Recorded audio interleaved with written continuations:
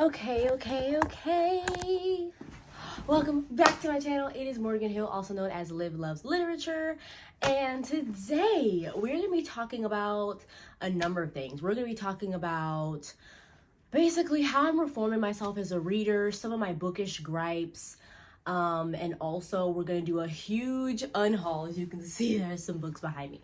So yes, let's first talk about how I've changed as a reader. First of all, I used to be like a physical books only type of girl. I couldn't even imagine myself reading an ebook until, I don't know, just maybe peer pressure. I decided to buy a Kindle in July of this past year, July 2024, and it genuinely has changed my life. It's helped me read faster.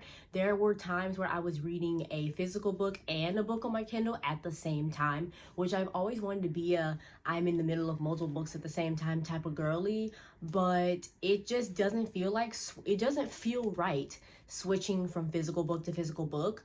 So I've just never done it. But with my Kindle, it just feels like something, I don't know. I just like the way that feels. My Kindle has helped me read faster and has also helped me save money. I'm paying $12.98 a month for Kindle Unlimited, and I'm averaging about 10 to 15 books a month.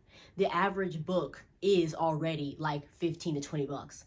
So instead of paying $15 per 15 books that I read that month, I'm paying $12.98 for a total of however many books I want to read that month, as long as they're on Kindle Unlimited. And Kindle Unlimited has like an unlimited supply, like library of books. Like, okay, it doesn't have like every book. Like, I don't think the Hunger Games is on there. A lot of popular fantasy is not on there, but it's fine. There are tons of titles on Kindle Unlimited, and yeah. So anyways, I said all that to say that I'm saving so much money by only spending $12.98 a month. And a lot of my books that I've read during the second half of this year did come from Kindle Unlimited. So I'm just saving money. I'm also saving space, okay? I don't have the beautiful in-home library like so many of the booktube girlies have. Like, I don't know where they have the space for that, but I do not have that. So I cannot just go around buying however many books that I want, because at some point there's nowhere to put them. Also, I feel like there's a reason why it takes us so much longer to get to our physical TBR than our Kindle Unlimited TBR. At least for me. It takes me a long time to get to my physical TBR. And that's because, I don't know, I feel like I haven't been buying books that I actually really like. I've been buying books that I think I should like. And I don't know, I'm getting to know myself as a reader again in my adult years. So that was as short or sweet as I can make it. So with all that being said, I am just reforming myself as a reader, trying to get to know myself. What do I like? What do I not like? Because like I said in a couple of videos before this, fantasy is usually my go-to genre.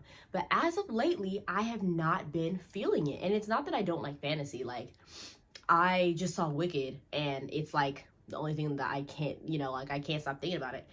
And, well, I've seen it 3 times. Unlimited. Anyways, Kindle Unlimited. So anyways, yeah, it's not that I don't like fantasy, and Harry Potter is like my #1 series of all time. So it's not that I don't like fantasy, but it's just that, I don't know, fantasy that's coming out right now. Like I said, I explained this all in like a 2-minute rant in another video, so I'm not going to re-explain it again. But I will just say that fantasy, as of lately, has not been doing it for me. So I'm kind of just getting rid of some books, starting over. If I'm going to buy a book physically, it's going to be something that has been on my list and has been premeditated for a long time. Because when I buy on a whim, as of lately, that hasn't been working out. It has not been working out. So, yeah. With that being said, we're kind of starting over with our physical library. I still have like a ton of books left. Like, in no way is my library skinny. But my TBR shelf, my shelf full of books that I hadn't touched yet, is skinnier, because we can't just keep books around that we're not reading, okay? So I kind of just want to start over. I want to start my TBR shelf over. So let's get to unhauling. So the first books we have the Simon Snow trilogy by Rainbow Rowell. I have tried and tried and tried. I read the first book twice now. I even rebought this far because I bought the first book when it was popular like 10 years ago. And then I never continued the series, or the series was still coming out. Now the series was finished, I said, okay, let me buy it in my adult years and read it. Why did I buy this whole thing not even knowing if I would like the whole series or not? And I don't know. I can't explain to you why this just doesn't hit for me, but it just doesn't hit. It just does not hit. It feels like Harry Potter fan fiction, but like less. It doesn't cover what I need, and I don't know.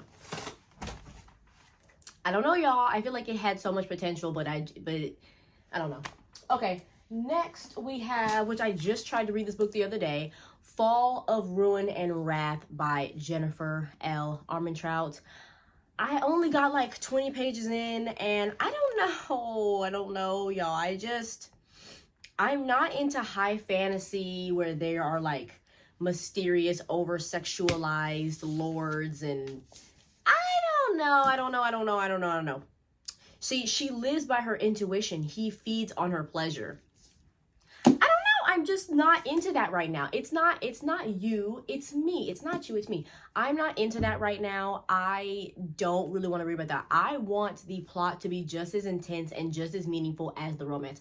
I don't even want you to tell me about the romance on the back. I should know nothing about the romance. I want it to be just as embedded and important to the story. You see what I'm saying? Okay. So yeah, I didn't read that fully, but I read part of it, and I was just like, okay. I didn't read this at all. Family Lore by Elizabeth Acevedo. I only read The Poet X by her, and this seemed like it would be really cool, and it seemed like it is something that I should want to read. And see, here we go again. Here I go with this whole, it feels like something I should want to read. And as of right now, I just don't. Okay. This is Loving You Always. I think this is the second or third book in the series. So why didn't I do my research before buying it? I have no idea. But this is the kind of book that I want to read on my Kindle. I don't really need a physical copy of it. I have not read this series. I started reading the first book in this series, When You Are Mine, I think that's what it's called, and I wasn't in the mood for it, so I DNF'd it for the time being, but that's that. Okay, The Late Mrs. Willoughby by Claudia Gray. It's like a murder mystery between,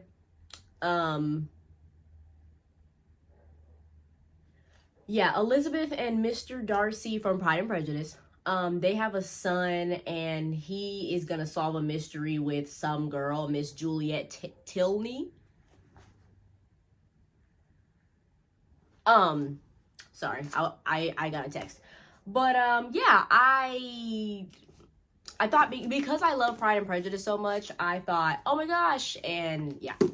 I need to start actually making sure I have an interest in something long-term before I buy it. That's the thing.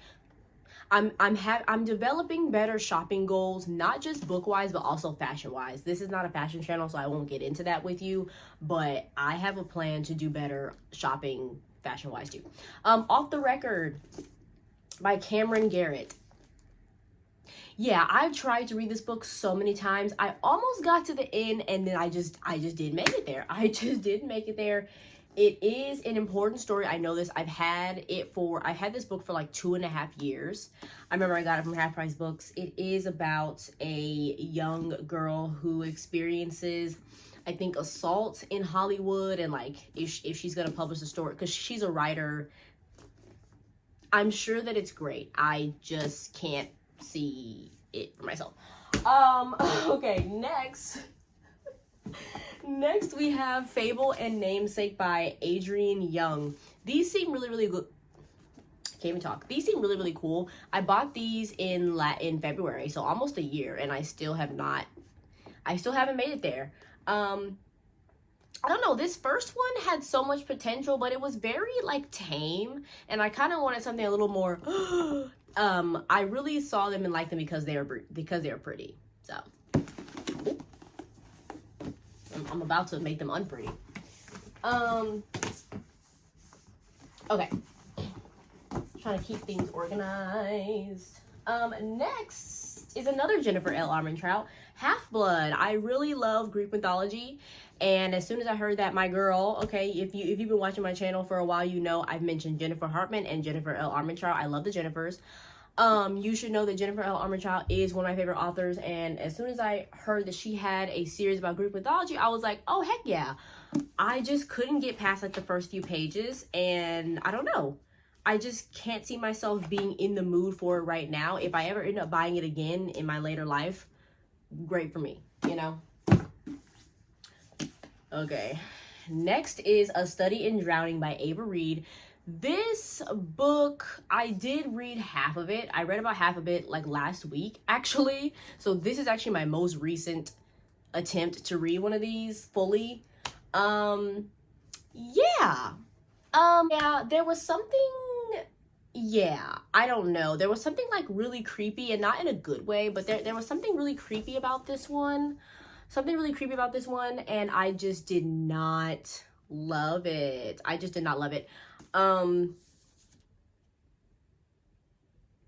Yeah, a girl, she is like she's in charge with making a new house. Like, she's an architecture major at this college, but she really wants to be a literature major, but they don't allow women to be literature majors. So she's stuck with architecture, but she gets selected to make a new house for essentially the J.K. Rowling of this world. His name is, I forgot what the author's name is. Emrys Mirrodin.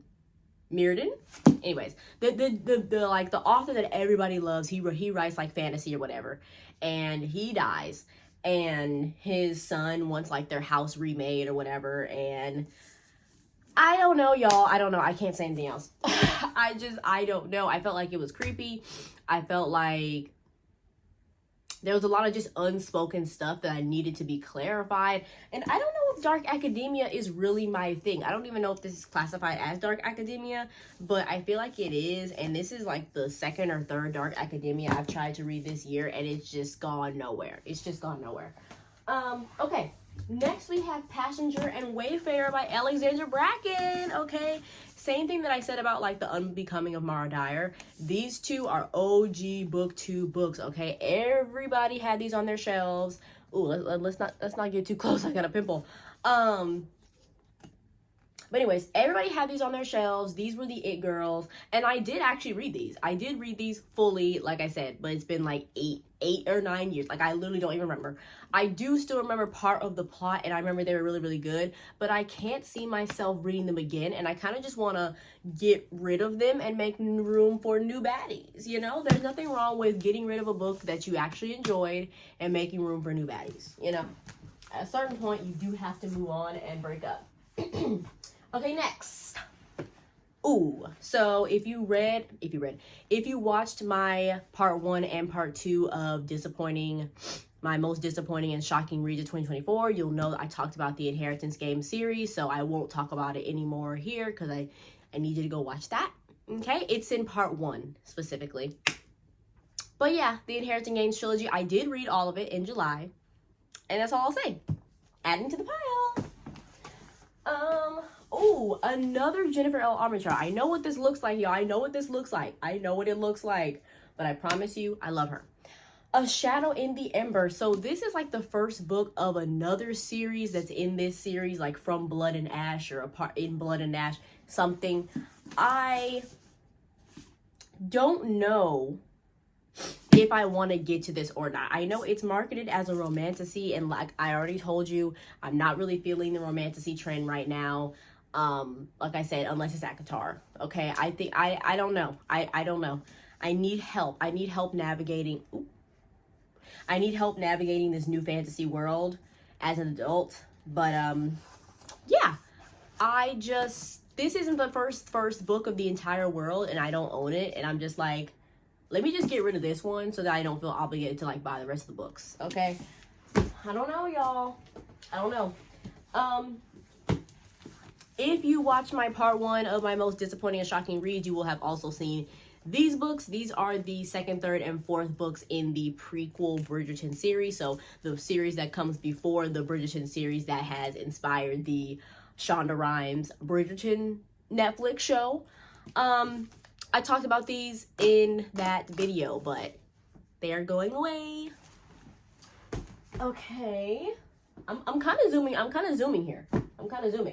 Next we have Wings of Fire. I bought this book because I was trying to be hip and keep up with the kids, and I just couldn't do it. I just couldn't do it. So yeah. Next we have Reckless by Elsie Silver. So this should have been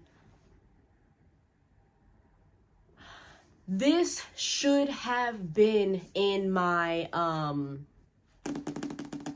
most disappointing and shocking reads part 1, because I actually did read this in January before I got my Kindle. So it should have been in my part 1, but I honestly forgot about it. That's how much I didn't like it.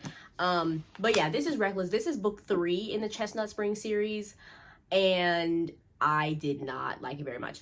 I did read Flawless, and I did end up loving it, so I think I will buy the physical version of Flawless, but I don't know if I will continue the series. If I do continue the series, you know, we'll see. Maybe around rodeo season, I'll get to it, okay? Next, we have My Dark Romeo by Parker S. Huntington and L.J. Shen. It's so funny. I was just watching Larry Reed's tier ranking video, and she put this in, I think, like one of her it definitely is in one of her lowest tiers, if not her lowest tier. And yeah, I don't love dark romance, y'all. I mentioned this before. I'll mention it again. I don't love dark romance. I don't love romance that's dark just for the sake of being dark. I need it. Not me hitting my Apple Watch. I need it to be dark with a purpose, and I don't feel like this was dark with a purpose. Nope. Okay. Next we have When the Moon Hatched by Sarah A. Parker. I know what you're thinking. I don't know, y'all. I'm not feeling the romantasy right now. I am not feeling romantasy. The font's not too bad. But I don't know. I'm not feeling adult fantasy romantasy right now. And I tried reading it. wasn't in the mood. And I just kind of feel like right now I can't see myself being in the mood anytime soon. So why don't I just go and get some money for this pristine copy, okay? You know? I'm taking this all to half price books, and we'll see if I get more than a dime. Okay, we'll see. Anyways, we have Need Me by Tessa Bailey. This was obviously before I got a Kindle, because this is the type of book that I would have read strictly on my Kindle. I read it around rodeo season because I thought it had a country vibe, and it definitely does, as most Tessa Bailey books do. But yeah. It was cute. I mean, she has like a relationship going on with her professor. I don't really love that trope. Like, I don't love that. Something that you'll notice about me, if you haven't already, I don't love age gap romance. I don't love professor and student. I don't love dark romance. I don't love heavy romantasy. Yeah, like I feel like it has to have a purpose, okay? It has to have a purpose. I'm very picky about my romance, and I feel like in a lot of, yeah. Anyways, yeah, like this was cute, but it's not something I'm going to read again. Like I said, and it's definitely something that I would have read on Kindle Unlimited, you know, but I didn't have it at the time. So, next we have Ace of Spades by Farida Abike Iyamide. I probably butchered that. I am so sorry. But anyways, ooh, she's gorgeous. But yeah, Ace of Spades, this was like a Gossip Girl, like, oh, someone mysterious is texting your phone and like threatening you and trying to blackmail you type thing. Ooh, love the cover. Yeah, I read this 2.5 years ago, which is crazy to say. And yeah, I don't see myself reading it again. It was cool. Like, it was a cool little read. I like to support Black authors, so that's really why I got it. But yeah, that's that. I'm done with her now. Okay, next we have the Testing Trilogy by Joelle Charbonneau. This was, okay, I have to admit, when I saw this cover on Amazon, I was like, this looks like the Hunger Games. I must get my hands on it. The first book was pretty good. Together as a trilogy, I don't know if it's, ooh, Ooh, shiny. Yeah, Together as a trilogy. I don't know if it's something that's like, oh, I don't really want to read it again, but it definitely was cool. Like, it definitely was cool, and it entertained me for the time being. But now we can get some money back. Okay. Okay, baby girl. Next, we have the Unwind trilogy by Neil Shusterman. Okay, my dude Neil Shusterman. Yeah, I just don't want to, I don't really want to read this. I know that this is like, I don't want to say, but I know that it's commentary on a controversial topic that starts with an A. And I don't mind that. I actually was interested in it because of that reason. I remember someone when I was in middle school was reading this, and I was like, oh, that's such a heavy topic. So yeah, that's not why I'm staying away from it. I'm cool with that. But I don't know, just the way it was written was very much like the Maze Runner dystopian type, and if dystopian is too, then oh my gosh, I look really scary. If dystopian is like too dry and bland, I don't know, I can't do it. Anyways, next we have The Bronze Horseman by Paulina Simons. This book has been on my want to read list for literally like 10 years. I know I say 10 years a lot, but like it literally has been. Oh.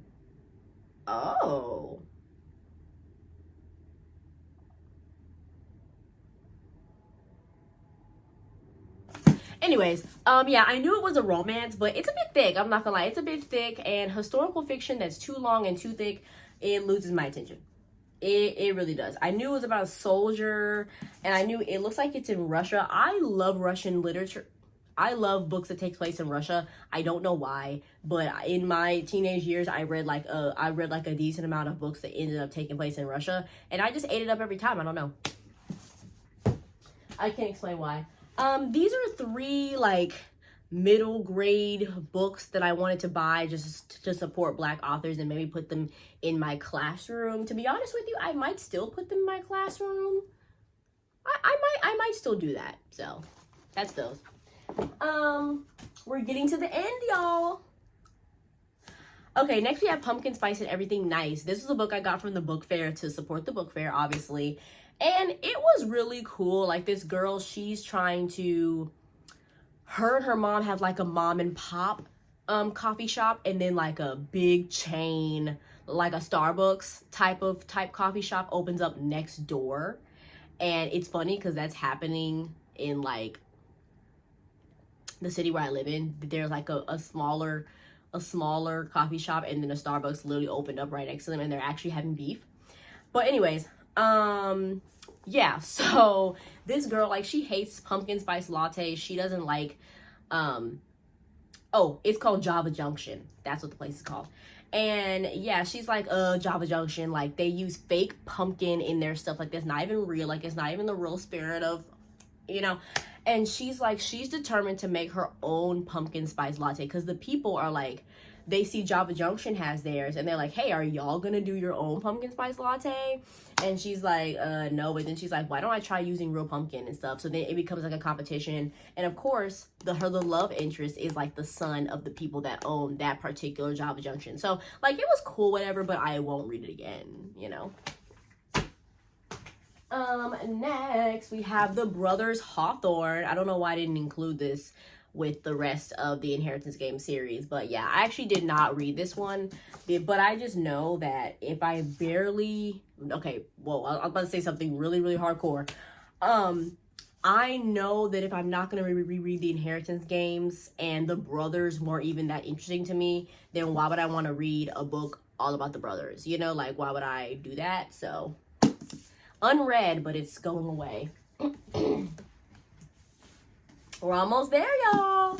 Next, we have Sanctuary of the Shadow by Aurora Asher. I read like maybe halfway. The sprayed edges is what's really getting me these days too, and I need to be stopped. But anyways, Sanctuary of the Shadow. This was like, I don't know.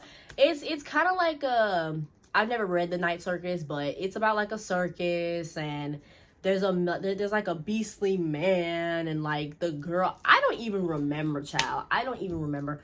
But I just know I wasn't feeling it, and I closed it right back up, and I did not touch it again. I read this in like April, May, somewhere around that time. Like, I didn't even remember when I read this. Like, that's how much like it did not hold my attention. So yeah, all I know is like there's this beastly man named Wraith, and they're hiding him in a cage. So it's another romantasy, very smutty, very whatever, and I just wasn't feeling it. Like, I just wasn't feeling it. And our last book on the list, A Love Song for Ricky Wilde. So this book I really wanted to read and enjoy because I found it so cool. It literally was like the book, it came out February 2024, and the book itself was taking place in February 2024. So I thought that was really freaking cool. But yeah, it read more like a historical fiction than a romance, and I just wasn't down for that at the time. Like, at the time, I wanted romance, I wanted black romance, and this just was not that. So I still want to read 7 Days in June by Tia Williams. Maybe that one will be better fitting for me. But this one, taking me through the history of Harlem, not that I don't care about the history of Harlem, but as of right then, that's just not what I wanted. So, like, imagine you think you're about to bite into a marshmallow and then it's really cheese. Like, like that's how I can best explain it to you. Is just that, like, I thought it was about to be like a black romance, ooh, and then it really was like history of Harlem. So, yeah. But anyways, these are all the books, y'all, that it doesn't look like that big of a stack when I did like that. These are all the books that I'm unhauling because I'm trying to be a better human being and actually buy books that I've had an interest in for a long time instead of just on the whim, okay? You know, I'm trying to be better, but it's really hard because books are so great. Like, books are so great, and I see so many books that I want, and I'm just like, but yeah. So anyways, yes, that is an unhaul. This video probably will not come out until 2025. So happy 2025, y'all. I hope you're doing your cleaning. I hope you've made your vision boards or whatever. If you are not the type of person that does vision boards and sets goals for the new year, then I hope you just woke up alive and well and blessed and happy, and you're just going to continue on your merry way, okay? No one's saying that because it's the new year you have to automatically do things. I think people just want to do it because it's fun. Like, there's nothing wrong with setting goals, but there's also nothing wrong with just continuing to live life and continuing to survive in this crazy world, okay? So yeah, y'all, I hope you have an amazing 2025. I hope that we all make our reading goals and just our life goals, and yeah, see you in the next video.